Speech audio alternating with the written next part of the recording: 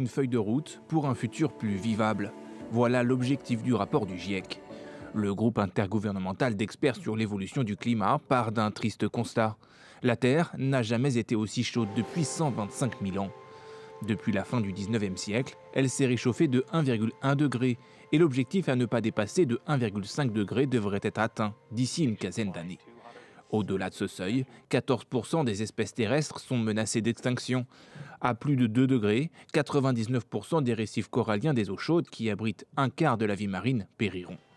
Seul responsable, l'être humain selon le GIEC, qui doit publier ce lundi la synthèse de 8 ans de recherche scientifique. Ce diagnostic s'appuie sur quelque chose de bon sens. Quelles mesures doit-on prendre pour que les jeunes d'aujourd'hui puissent s'adapter au réchauffement climatique sans trop de difficultés dans la deuxième partie de ce siècle?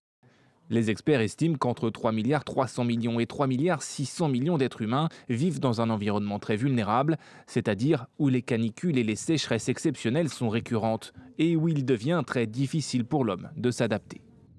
Il y a peut-être quelque chose aussi qu'on met de plus en plus en avant, ce sont vraiment les zones qui deviendraient inhabitables parce que les conditions de température et d'humidité sont telles que, eh bien, en gros, on ne peut plus avoir d'activité physique dehors de façon normale.